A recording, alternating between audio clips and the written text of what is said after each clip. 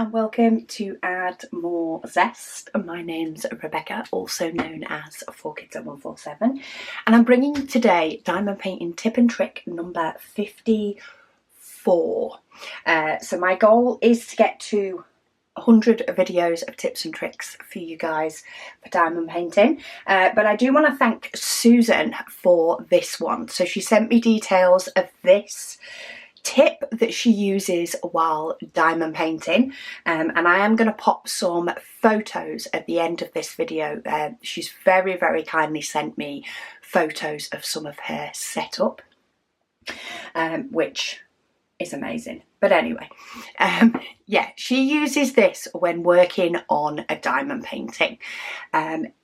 She's obviously very much like me on what I do, in the fact that I can often miss a symbol, especially if I'm working on something that is very confetti.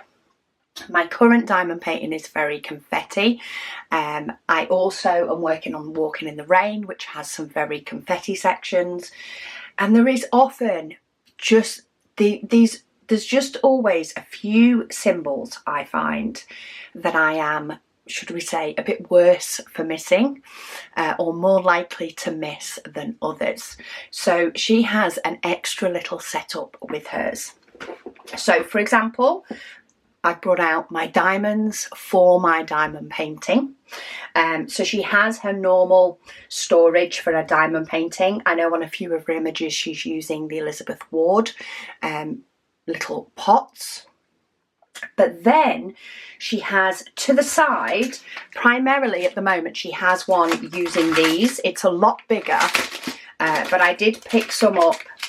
I just picked up a couple of bits from Amazon to sort of show you, to try and visualise a little bit more. But she has a load of these little pots. She's actually put them in a bigger tray, just something that holds them together.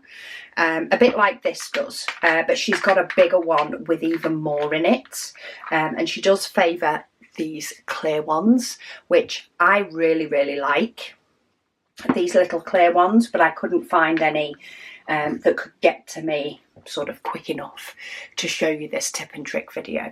But what she does is, for a few of the symbols that say you're likely to miss, or that appear a lot. So on my current painting, if you've seen my whip and waffle, we were doing this, and then the background, so this background has a lot of the same symbols, but they're not placed in blocks. They are well and truly confetti scattered.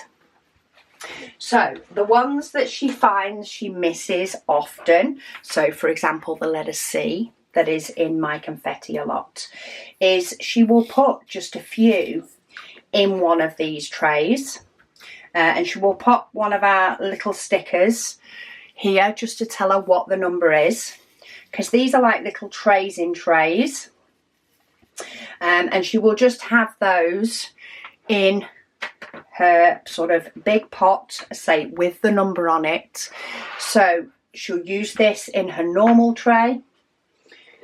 Me grab a tray. So in a normal tray, do a whole section, put the diamonds back into the pot, put it away, carry on with whatever her next colour is, and do that. However, if she then comes across one that she's missed, she can just dip her pen in, fill in that gap, and carry on with the symbol that she's working on. So if you have a setup where you have a desk, so you'll be able to see she's set up with her big diamond painting on a desk. She has her diamonds for working on for each section to this side, and then she has this sort of tray to the other side for just the cherry picking. Which I thought was an amazing idea, I say, especially with a very confetti heavy painting. As you get more familiar with a painting, you get used to what symbols you miss. I know I definitely have on Walking in the Rain. There is a couple that I am always missing. Let's see how these pour out though.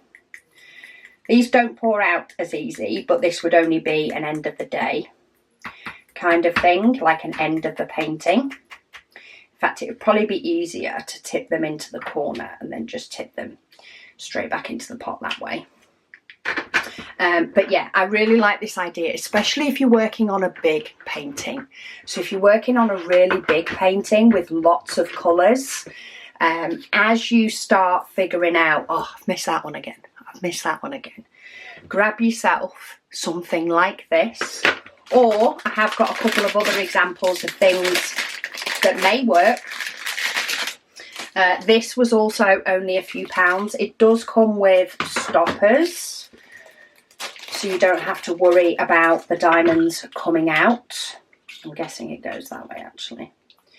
So that would stop your diamonds from coming out, but you could have, say, up to 6 colours in this one that you allowed yourself, and you just need to pop a little sticker to tell you what the colour is, but it's flat enough for you to just be able to dip your pen in.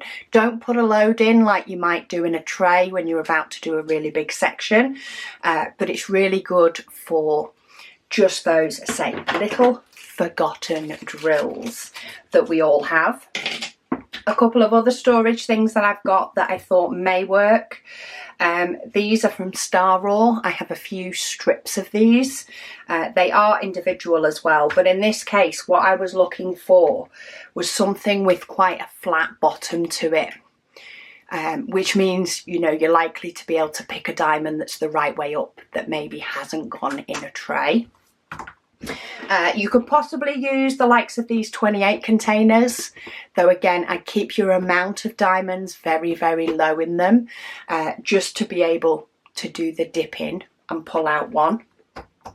One of the other things that Susan did, that I actually don't have one of these boxes, otherwise I'd have done an example, but I have gazillions of the trays, is, you know, the plastic boxes, they're about this big with dividers in them, that you can pick up in most, you know, pound shops, dollar shops, craft stores, cheap places, like a little bit like a tackle box or a cross-stitch thread holder. My daughter currently has my cross-stitch thread, so I couldn't even turf those out to give it a go.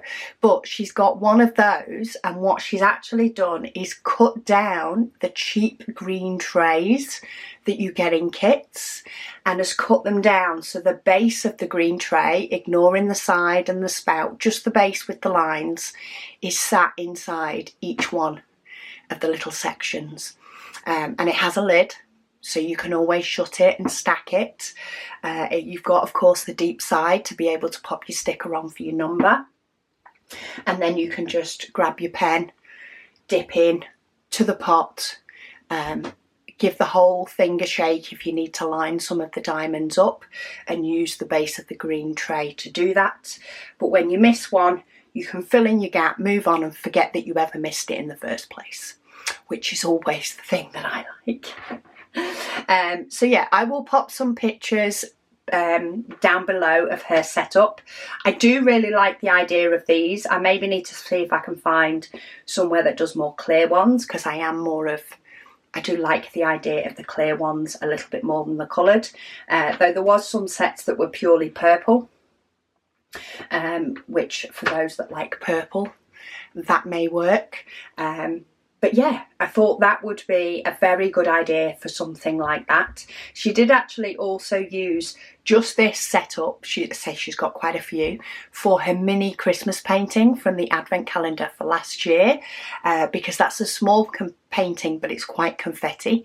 So she actually used this and was able to pick what colour, what symbol she needed and work along. So for small paintings that don't have, you know, too many colours, or say only use a few diamonds for each colour, something like this may work if you have the setup that you can have it out without tops and stuff on. So thank you ever so much, Susan, for tip and trick number 54, to just help alleviate that pain that we all feel when we realise we've missed a number.